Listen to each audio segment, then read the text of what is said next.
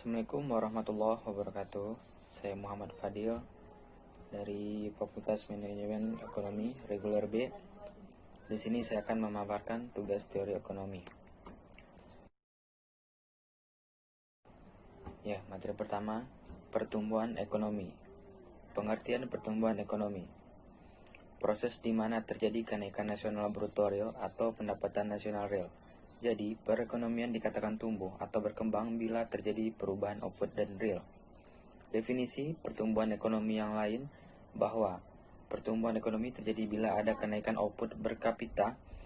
Pertumbuhan ekonomi menggambarkan kenaikan taraf hidup diukur dengan output real per orang. Dengan kata lain, pertumbuhan ekonomi dapat diartikan juga sebagai proses kenaikan kapasitas produksi suatu perekonomian yang diwujudkan dalam bentuk kenaikan pendapatan nasional.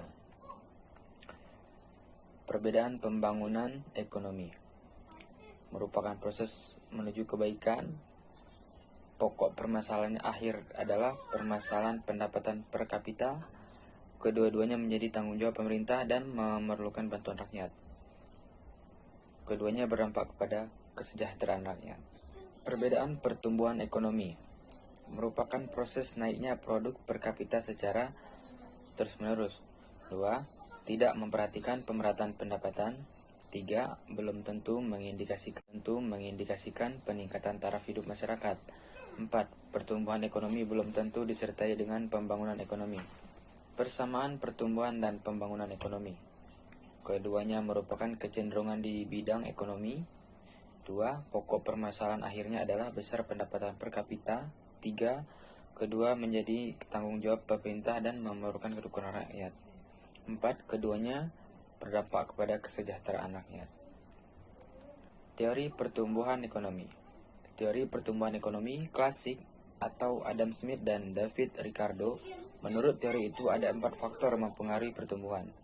Yang pertama, jumlah penduduk.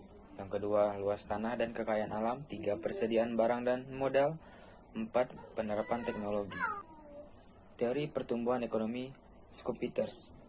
Yang pertama, menurut Schumpeter, peranan pengusaha sangat penting dalam mempengaruhi pertumbuhan ekonomi karena mereka terus-menerus melakukan inovasi untuk membutuhkan modal berinvestasi pada usahanya. Akibat dari investasi tersebut adalah kenaikan pendapatan nasional yang mendorong peningkatan konsumsi masyarakat. 2. Teori pertumbuhan Harold Domer. Terdapat 4 asumsi. 1. Perekonomian dalam keadaan full employment dan barang modal telah digunakan secara penuh. 2. Besarnya tabungan proporsional dengan fluktuasi pendapatan nasional. 3. Perbandingan dengan modal dan hasil produksi adalah tetap. 4. Perekonomian hanya terdiri dari 2 sektor. 3. Pertumbuhan neoklasik. Abramovich dan Slow dalam teori pertumbuhan neoklasik memukakan bahwa faktor terpenting dalam mewujudkan pertumbuhan ekonomi bukanlah pertambahan modal dan pertambahan tenaga kerja. Faktor yang paling penting adalah kemajuan teknologi dan pertambahan kemahiran dan kepakaran tenaga kerja. Faktor penentu pertumbuhan ekonomi. 1. Tanah dan kekayaan alam. 2. Penduduk dan tenaga kerja. 3. Barang modal dan tingkat teknologi.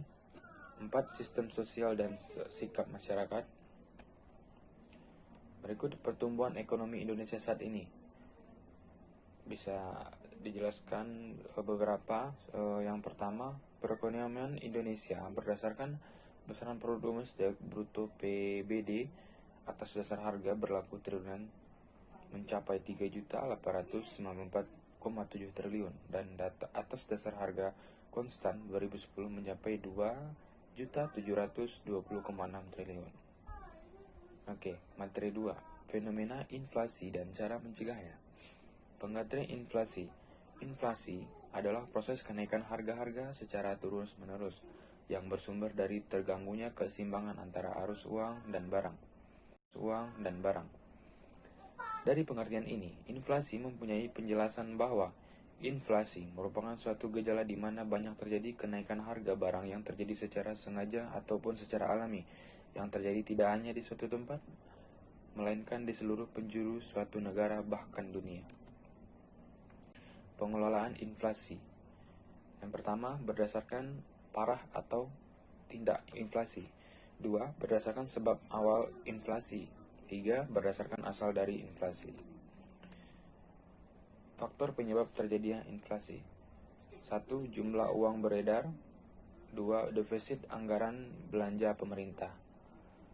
Atau juga inflasi dapat terjadi karena ada kenaikan pada penawaran dan permintaan yang melebihi agregat, dan kombinasi antara kenaikan permintaan agregat yang kemudian diikuti oleh kenaikan penawaran agregat sehingga harga menjadi peningkat lebih tinggi.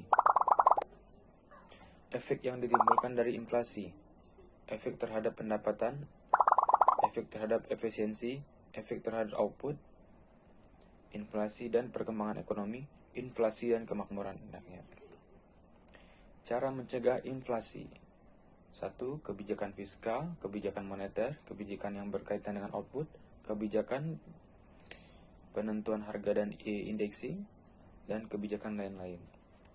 Cara mengatasi inflasi. Peningkatan inflasi dan perkembangan ekonomi, inflasi dan kemakmuran rakyat. Cara mencegah inflasi. 1. Kebijakan fiskal, kebijakan moneter, kebijakan yang berkaitan dengan output, kebijakan penentuan harga dan indeksi, dan kebijakan lain-lain. Cara mengatasi inflasi. Peningkatan suku bunga, penjualan surat berharga, peningkatan cadangan kas, pengetatan pengembalian kredit. Oke, terima kasih. Saya kira cukup sampai di sini. Assalamualaikum warahmatullahi wabarakatuh.